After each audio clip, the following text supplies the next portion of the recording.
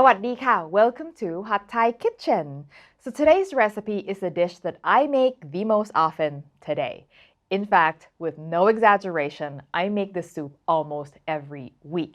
It's delicious, it's comforting, my son loves it. And when I was growing up in Thailand, we ate this almost every week. It's such a core part of Thai home cooking, especially for families with kids, because it's one of the few Thai soups that is not spicy. In fact, the name of this dish is Gaeng Jued, which literally means bland curry. But rest assured, it is anything but bland. It's just named that way to contrast the other curries that are spicy. Gaeng Jued is also a soup that is endlessly modifiable, which is why Thai families can have this week in, week out without feeling like it's the same thing every time. Today I'm going to make a classic version using glass noodles, and I'll show you lots of different options for modifications. Let's get started. First, let's talk protein. I'm going to give you an option of using either pork spare ribs that are chopped into small pieces. You can find this at any Asian grocery store. Or if you don't eat pork or you can't find these, chicken wings. The reason is because these are a 2-in-1 deal. You get bones and meat in one nice package. That means you can start your soup with plain water, and by the time you're done, you're going to get a beautiful, rich stock for your broth. Now, that means that if you already have stock to start that is homemade and it's good, you can just start with that and then use whatever protein you like. But I would not use boxed broths because those are usually made for Western cuisine, so it doesn't have the right flavor, and they're generally pretty weak. Today, I'm going to use these because I want to give you a version that doesn't require you to have a good stock to start. Let's get prepping. If you're using pork ribs, I'm going to go through them to find ones that are particularly meaty, and I'm going to cut it down so the meaty part isn't more than about 1/2 inch thick. This is just to speed up the cooking. You can totally leave them chunky if you've got time to let them cook longer. Add the ribs or the wings to a pot, cover with water, and then season with soy sauce, fish sauce, sugar, and white pepper. I'm going to let that simmer for 5 to 10 minutes just until you see a bunch of scum gathered on top, and then we're going to skim it off.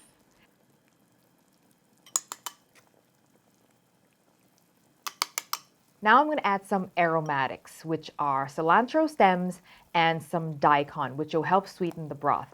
The aromatics are optional, but of course highly recommended. Loosely cover the pot so it doesn't reduce too much, and then let it simmer until the meat is fork tender. Wings are going to take a total of 20 minutes and the ribs 30 to 40 minutes depending on the size. While the ribs are simmering, let's talk variations. Now, Gaeng Jued is great in that it'll take anything you throw at it. Whatever you want, just put it in. But Thai people like to stick with a few tried and true ingredients. Let's go through them. For vegetables. Now, Napa cabbage is absolutely classic and most common, and in my opinion, a must-have. But you can do carrots, daikon, cucumber. Yes, cucumbers, good in this. Any kind of Asian mushrooms work, baby corn works. You can even do, now I would never do this, but you can even do bitter melon. Protein. As mentioned, we're doing the ribs or wings today because of the 2-in-1 deal, but the #1 most popular protein for Gaeng Jued is actually pork meatballs, which I will show you how to make in a little bit using just ground pork. You can do ground chicken, of course. You can do ribs and meatballs, which I'm going to do today. Second most popular is probably tofu. You can do soft regular tofu or egg tofu. Now, when I was a kid, I did not like regular tofu because it's like bland, right? It has no flavor. But egg tofu has more flavor and I loved it. So if you've got a kid in your house who doesn't like tofu, try the egg tofu. You can also put Thai omelette. Yes, you can make a Thai omelette. It's super easy. Cut it up, put it in, and the omelette acts a bit like a sponge and soak up the broth. It's very good.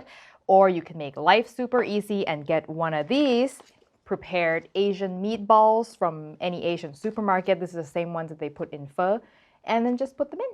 Seafood is not very common for Thai people, but there's no reason why you can't do it. So shrimp, squid, totally works. Finally, noodles. I'm going to put glass noodles in my Gaeng Jued, and it is one of the most popular Gaeng Jued ingredients because they add a fun, chewy texture and they make the soup feel more substantial. Now, you might be thinking that that means you can substitute any other kind of noodles, right? Not quite. We only use glass noodles in Gaeng Jued because these have a special character in that they will last days in liquid without ever turning to mush, the way rice noodles or wheat noodles certainly would. And because the soup is something meant to be shared family style and not something you sit with a bowl of and just finish in one sitting, the noodles need to last that long family style shared meal, right? And you might even have leftovers. Now, the noodle texture is obviously going to be best when it's fresh. It's going to be more chewy, but even 3 days later, you reheat it again, they will still be intact. It's quite amazing, actually. And as always, I'm using Pailin brand, our old friend and sponsor. This is a household name in Thailand that's been around for over 60 years. And I didn't know this when I started working with them a few years ago, but Pailin brand is my grandmother's favorite brand of glass noodles. Whenever we go grocery shopping for her, and she uses glass noodles quite a lot, she will say, make sure you get Pailin brand. Because this is the best one. It's made from 100% mung bean starch, not cut with cheaper starches like some are. This is why they have the best chewy texture that's resistant to overcooking. You can find these at many Asian grocery stores and online as well. I will link to it below. Let's get the rest of our prep ready. I'm going to soak my glass noodles in room temp water just for 7 to 10 minutes until they're soft and pliable. And then I'm going to cut them in half to shorten them.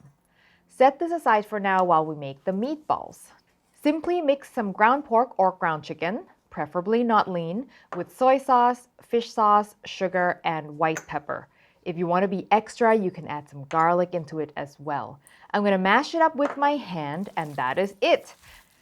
Now, the meatballs are optional if you're doing ribs or wings, but if you're skipping those because you already have some stock to start, then the meatballs can be your main protein, and then you can make a little more than what I'm doing right now. For vegetables, I'm going to use Napa cabbage, which I'm simply going to cut the bottom off and then cut it into chunks. I'm also adding my favorite egg tofu, and you simply cut right through the tube and then slide out the tofu and then cut each piece into half-inch pieces. The pork is now tender. We're minutes from being done, and if you're using stock to start, this is where your cooking begins, all right? So first, I'm going to remove my cilantro stems or whatever aromatics you added that you don't want to eat. The daikon is good. I can leave it in there. And now I'm going to let this come to a boil.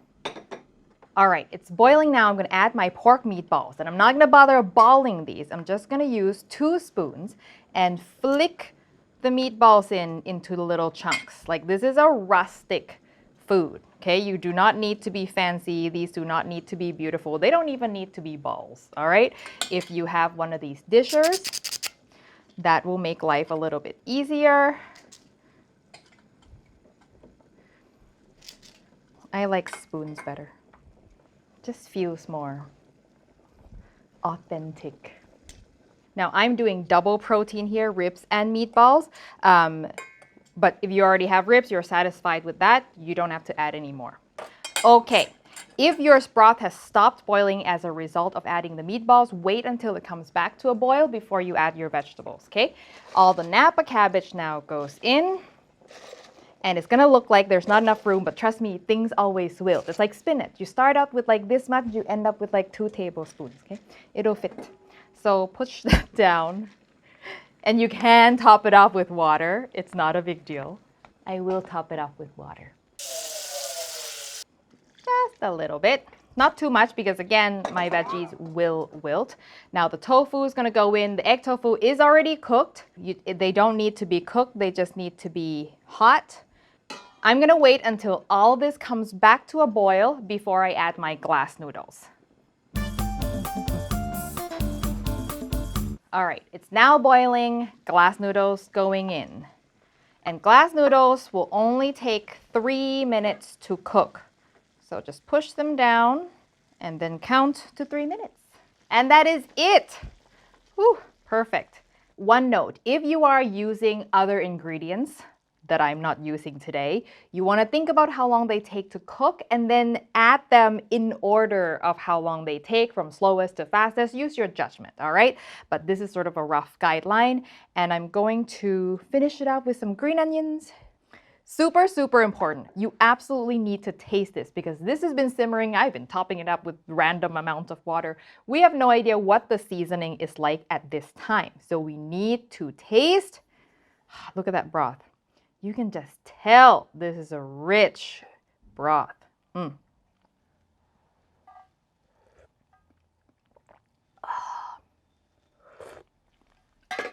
that's good. A little bit fish sauce, I think. But it's so close. So close. That's good. Oh, that was a lot.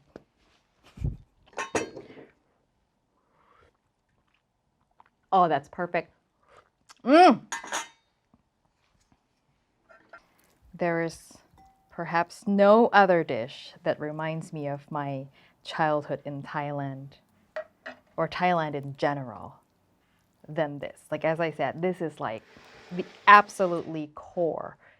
Any Thai family, with or without kids, but especially with kids. Now, I'm going to finish this off with some fried garlic, which is technically optional, but you know, I think it really does take it to the next level. I usually have this stuff on hand in bulk. I'll include how to make it in the recipe. It's super easy. And when you fry garlic, you're going to end up with the best part of it, which is garlic oil, a quick drizzle. You can a quick drizzle on anything and it'll instantly be garlicky. Very, very useful. Cilantro, and oh my God, I'm going to cry just looking at this. Oh my God, this looks so good. Okay, let's eat.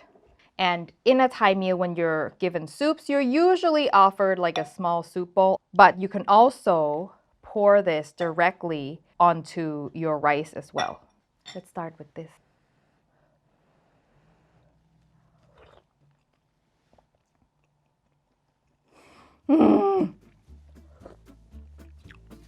Oh my God. For a relatively plain looking soup, the flavor is incredible. Like if you're looking at this and I'm like, that just looks like a soup. No. Like you go make it and experience peak like umami comfortingness of this pork broth. It is, it's so good. It is no wonder we love it so much. It's no wonder it's part of like not just monthly, like weekly meals. It's so good. And in my how to order Thai food video, I talked about there needing to always be like a wet element in a Thai meal.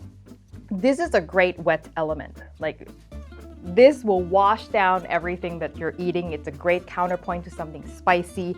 You can change it up to your heart's desire. I really, really encourage you to give it a try, especially if you want to know what sort of like real Thai dishes Thai people eat at home and not at restaurants. This is it. I hope you give this a try. The recipe, as always, will be on hotthaikitchen.com. A special thanks to all of our Patreon members who help support the show. If you want to know more about that and how you can get direct contact with me and get some bonus content, I'll put the link in the description below. Thank you as always for watching, and I will see you next time. สวัสดีค่ะ